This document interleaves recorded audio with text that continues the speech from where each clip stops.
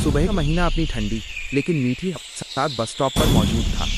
Anaya stop पर अकेली खड़ी थी। उसकी नज़रें सड़क पर थीं, लेकिन उंगलियां उसकी पुरानी नीले रंग की डायरी के पन्नों पर धीरे धीरे घूम रही थीं। उसके बाल हवा में हल्के हल्के उड़ रहे थे।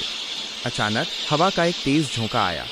अनाया कुछ समझ पाती उससे पहले ही डायरी उसके हाथ से छूटकर सड़क की ओर उड़ गई। उसके कई पन्ने हवा में पंखों की तरह फड़फड़ाए और बिखरे। ओह नहीं, उसने बुदबुदाया, अपना चश्मा ठीक करते हुए। तभी पास ही खड़ा एक लंबा शांत लड़का, जिसका नाम अरमान था, झट से झुककर उस डायरी को उठाता है। वो बड़ी सावधानी से बिखरे हुए पन्नों को एक साथ समेटता है, जैसे वे सिर्फ कागज नहीं बल्कि कोई अनमोल खजाना हो। जब वो डायरी अनाया की ओर बढ़ाता है तो उनके बीच बस कुछ इंच की दूरी होती है। आपका बहुत बहुत शुक्रिया, अनाया ने कहा। जब उसने अपना चश्मा थोड़ा ऊपर किया तो उनकी नज़रें पहली बार मिली। वो एक छोटा लेकिन दिल को छू जाने वाला रोमांटिक पल था, जैसे समय कुछ देर के लिए रुक गया हो। अरमान की आंखों में एक अजीब सी चमक थी और अनाया को लगा कि उसके चेहरे पर अचानक एक हल्की सी गुलाबी रंगत आ गई है। वो डायरी लेने के लिए हाथ बढ़ाती है, लेकिन अरमान के हाथ में डायरी का एक पन्ना खुला रह जाता है। उस पर अनाया की सुंदर हैंडराइटिंग में लिखा था, एक दिन कोई मुझे मेरे शब्दों की तरह समझने आएगा। इन शब्दों को पढ़कर अरमान के चेहरे पर एक हल्की सी गहरी मुस्कान तैर जाती है। यह मुस्कान ऐसी थी मानो उसने सिर्फ एक लाइन नहीं बल्कि अनाया के दिल का राज पढ़ लिया हो। अनाया शर्माते हुए अपनी डायरी वापस लेती है। वो जानती थी कि उसने अरमान के सामने खुद को थोड़ा खोल दिया है।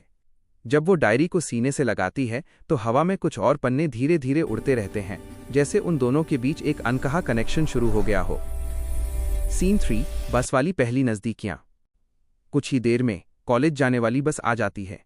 अनाया जब एक खिड़की वाली सीट पर बैठती है तो अरमान उसके पास आकर बैठ जाता है। दोनों के बीच एक आरामदायक चुप्पी छा जाती है। खिड़की से आती हुई सुनहरी धूप उनके चेहरों पर नरमी से गिर रही थी। अनाया अपनी डायरी के पन्ने पलटती है और अपनी सोच को कागज पर उतारने लगती है। उसकी भौहें थोड़ी सिकुड़ी हुई थीं, मानो वो किसी गहरी बात को पकड़ने की कोशिश कर रही हो। अरमान हल्के हल्के उसे देखता है।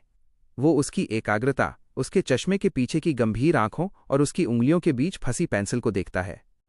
अनाया लिखने में इतनी व्यस्त थी कि उसकी पेंसिल अचानक उसके हाथ से छूट जाती है। वो हवा में एक पल के लिए हल्की सी हिलती है और अरमान झट से उसे पकड़ लेता है।